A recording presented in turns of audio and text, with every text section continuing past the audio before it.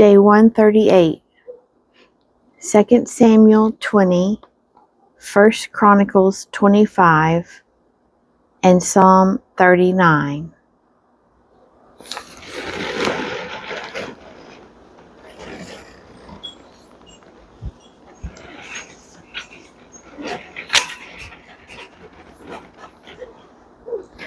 Second Samuel 20. The rebellion of Sheba. Now there happened to be there a worthless fellow, whose name was Sheba, the son of Bichri, a Benjaminite. And he blew the trumpet and said, "We have no portion in David, and we have no inheritance in the son of Jesse. Every man to his tents, O Israel." So all the men of Israel withdrew from David, and followed Sheba the son of Bichri. But the men of Judah followed their king steadfastly from the Jordan to Jerusalem. And David came to his house at Jerusalem, and the king took the 10 concubines whom he had left to care for the house, and put them in a house under guard, and provided for them, but did not go into them. So they were shut up until the day of their death, living as if in widowhood. Then the king said to Amasa, "Call the men of Judah together to me within 3 days, and be here yourself." So Amasa went to summon Judah, but he delayed beyond the set time which had been appointed him. And David said to Abishai, "Now Sheba the son of Bichri will do us more harm than Absalom. Take your Lord's servants and pursue him, lest he get himself fortified cities and cause us trouble." And there went out after Abishai Joab and the Cherethites and the Pelethites and all the mighty men. They went out from Jerusalem to pursue Sheba the son of Bichri. When they were at the great stone which is in Gibeon, Amasa came to meet them. Now Joab was wearing a soldier's garment, and over it was a belt with a sword in its sheath fastened upon his loins. And as he went forward, it fell out. And Joab said to Amasa, "Is it well with you, my brother?" And Joab took Amasa by the beard with his right hand to kiss him. But Amasa did not observe the sword which was in Joab's hand. So Joab struck him with it in the body, and shed his bowels to the ground, without striking a second blow, and he died. Then Joab and Abishai, his brother, pursued Sheba the son of Bichri. And one of Joab's men took his stand by Amasa, and said, "Whoever favors Joab, and whoever is for David, let him follow Joab." And Amasa lay wallowing in his blood in the highway. And anyone who came by, seeing him, stopped. And when the man saw that all the people stopped, he carried Amasa out of the highway into the field, and threw a garment over him. When he was taken out of the highway, all the people went on after Joab to pursue Sheba the son of Bichri. And Sheba passed through all the tribes of Israel to Abel of Beth-Maachah. And all the Bichrites assembled and followed him in. And all the men who were with Joab came and besieged him in Abel of Beth-Maachah. They cast up a mound against the city, and it stood against the rampart, and they were battering the wall to throw it down. Then a wise woman called from the city, Here, tell Joab, come here that I may speak to you." And he came near her, and the woman said, "Are you Joab?" He answered, "I am." Then she said to him, "Listen to the words of your maidservant." And he answered, "I am listening." Then she said, They were wont to say in old time, "Let them but ask counsel at Abel." And so they settled a matter. I am one of those who are peaceable and faithful in Israel. You seek to destroy a city which is a mother in Israel. Why will you swallow up the heritage of the Lord? Joab answered, Far be it from me, far be it that I should swallow up or destroy. That is not true. But a man of the hill country of Ephraim, called Sheba the son of Bichri, has lifted up his hand against King David.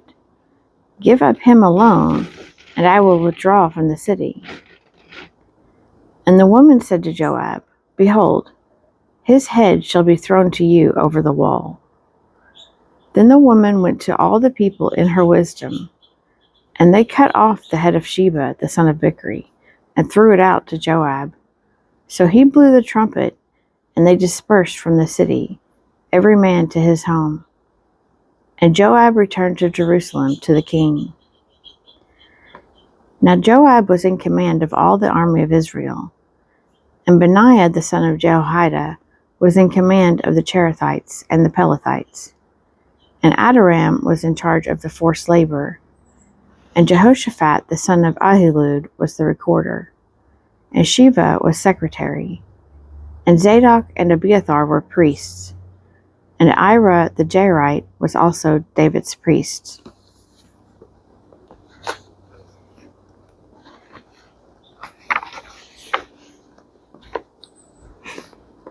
First Chronicles 25. The temple musicians. David and the chiefs of the service also set apart for the service certain of the sons of Asaph, and of Heman, and of Jeduthun, who should prophesy with lyres, with harps, and with cymbals. The list of those who did the work and of their duties was, of the sons of Asaph, Zaccur, Joseph, Nethaniah, and Asherah. Sons of Asaph, under the direction of Asaph, who prophesied under the direction of the king. Of Jeduthun, the sons of Jeduthun, Gedaliah, Zeri, Jeshiah, Shimei, Hashabiah, and Mattithiah. 6. Under the direction of their father Jeduthun, who prophesied with the lyre in thanksgiving and praise to the Lord. Of Heman, the sons of Heman, Bukiah, Mattaniah, Uzziel, Shebuel, and Jeremoth, Hananiah, Hanani, Eliathah, Gedalti, and Ramati Ezer, Joshbekashah, Malathi, Hothir, Mahaziah. All these were the sons of Heman, the king's seer, according to the promise of God to exalt him. For God had given Heman 14 sons and 3 daughters. They were all under the direction of their father, and the music in the house of the Lord with cymbals, harps, and lyres, for the service of the house of God. Asaph, Jeduthun, and Heman were under the order of the king. The number of them, along with their brethren, who were trained in singing to the Lord, all who were skillful, was 288. And they cast lots for their duties, small and great, teacher and pupil alike. The first lot fell for Asaph to Joseph, the second to Gedaliah, to him and his brethren and his sons, 12. The third to Zaccur, his sons and his brethren, 12. The fourth to Isri, his sons and his brethren, 12. The fifth to Nethaniah, his sons and his brethren, 12. The sixth to Bukiah, his sons and his brethren, 12. The seventh to Jeshurali, his sons and his brethren, 12. The eighth to Jeshiah, his sons and his brethren, 12. The ninth to Mattaniah, his sons and his brethren, 12. The 10th to Shimei, his sons and his brethren, 12. The 11th to Azarel, his sons and his brethren, 12. The 12th to Hashabiah, his sons and his brethren 12. To the 13th, Shubael, his sons and his brethren 12. To the 14th, Mattithiah, his sons and his brethren 12. To the 15th, to Jeremoth, his sons and his brethren 12. To the 16th, to Hananiah, his sons and his brethren 12. To the 17th, to Joshbekashah, his sons and his brethren 12. To the 18th, to Hanani, his sons and his brethren 12. To the 19th, to Malathi, his sons and his brethren 12. To the 20th, to Eliathah, his sons and his brethren 12. To the 21st, to Hothir, his sons and his brethren 12. To the 22nd, to Gildati, his sons and his brethren 12. To the 23rd, to Mahazioth, his sons and his brethren 12. To the 24th, to Ramathiat Azer, his sons and his brethren 12.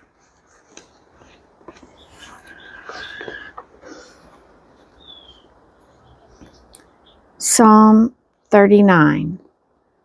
Prayer for wisdom and forgiveness. To the choirmaster, to Jeduthun, a psalm of David. I said, I will guard my ways, that I may not sin with my tongue. I will bridle my mouth, so long as the wicked are in my presence. I was mute and silent. I held my peace to no avail. My distress grew worse. My heart became hot within me. As I mused, the fire burned. Then I spoke with my tongue. Lord, let me know my end, and what is the measure of my days. Let me know how fleeting my life is. Behold, you have made my days a few handbreadths, and my lifetime is as nothing in your sight. Surely every man stands as a mere breath. Surely man goes about as a shadow. Surely for naught are they in turmoil. Man heaps up and knows not who will gather. And now, Lord, for what do I wait? My hope is in you. Deliver me from all my transgressions. Make me not the scorn of the fool. I am silent. I do not open my mouth, for it is you who have done it. Remove your stroke from me. I am spent by the blows of your hand. When you chasten man with rebukes for sin, you consume like a moth what is dear to him. Surely every man is a mere breath. Hear my prayer, O Lord, and give ear to my cry. Hold not your peace at my tears. For I am your passing guest, a sojourner like all my fathers. Look away from me, that I may know gladness, before I depart and be no more.